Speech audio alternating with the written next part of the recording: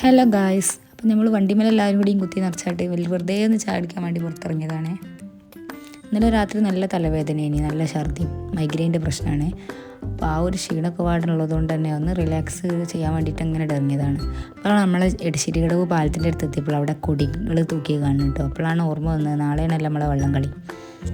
അങ്ങനെ അവിടുത്തെ വള്ളംകളീൻ്റെ ട്രാക്കും സ്റ്റേജും ഒക്കെ ഒന്ന് ജസ്റ്റ് കണ്ട്, നാളെ ഇപ്പോൾ ഇവിടെ നിറയെ ആളുകളേക്കാരം, ഒന്നും കാണാൻ കഴിയില്ല.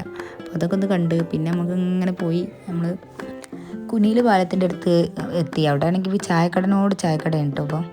അപ്പോൾ അവിടെ അതിൻ്റെ അടുത്ത് ചെറിയൊരു തട്ടുകട ഉണ്ട്, ചെറിയ കടല ഉപ്പിലിട്ടതൊക്കെ ഉള്ളത്. അവിടെ നിന്ന് കയറി ഉപ്പിലിട്ടതും കടലയൊക്കെ വാങ്ങി അത് കഴിഞ്ഞ് ഇങ്ങനെ ഇരിക്കുമ്പോഴാണ് വേണമെങ്കിൽ ചക്ക വേരിലും കായ്ക്കുമെന്ന് പറഞ്ഞ മാതിരി മാവിൻ്റെ പൂത ഏകദേശം വേരുമരത്തിന്. അത് കഴിഞ്ഞ് ഇങ്ങോട്ട് തിരിഞ്ഞ് നോക്കിയപ്പോൾ കെട്ടിയവനെ കാണാനില്ല, അത് ചായക്കടയിലെത്തിന്. ആ ചായക്കടയിൽ ആരെയും കണ്ടപ്പോൾ അങ്ങോട്ട് ഓടി, അപ്പോൾ ഞാനും അങ്ങോട്ട് ഓടി ബാക്കിൽ.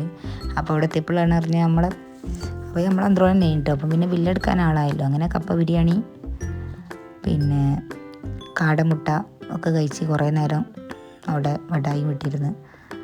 അതൊക്കെ കഴിഞ്ഞ് പിന്നെ ഇങ്ങനെ തിരിഞ്ഞപ്പോഴാണ് അവിടെയുള്ള ISMൻ്റെ ഓപ്പൺ ജിമ്മ് കണ്ട്. അവിടെ കയറി കുട്ടികളൊക്കെ ഒന്ന് വെറുതെ ഫിറ്റ്നസ് നോക്കുകയാണ്.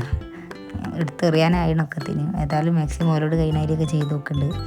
കുട്ടികളുടെ കണ്ടാട് ഇൻസ്പയറായിട്ട് നമ്മളെ കാക്ക ചെയ്യുന്നുണ്ട്.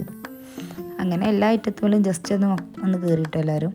പിന്നെ അവിടെ പൊതുവെ ചെക്കന്മാരുണ്ടാവില്ല, ഇങ്ങനെ ആൾക്കാരോട് തിരക്കുണ്ടാവില്ല. അതുകൊണ്ട് തന്നെ ആടെ വരെ കയറി വെക്കില്ലേ ഞങ്ങൾ. അവിടെ അങ്ങനെ ജസ്റ്റ് കയറി. അതിൽ സീതപ്പഴം കാണുന്നു. ഇപ്പം ഈ ഒരു സമയമാണല്ലോ എല്ലാ കായ്കളും ഇങ്ങനെ കായ്ക്കണേ. അവിടെയാണെങ്കിലും സൈഡിലെല്ലായിടത്തും നന്നായിട്ടുണ്ട് ഫ്രൂട്ട്സിൻ്റെ ഐറ്റംസ് മരങ്ങൾ. അത് കഴിഞ്ഞ് പാടത്തേക്ക് നോക്കിയപ്പോഴാട്ടോ അങ്ങനെ ഒരു സംഭവം കണ്ടത്.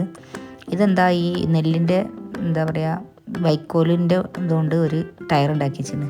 ഇതിൻ്റെ സംഭവം എന്താ എനിക്ക് മനസ്സിലായില്ല.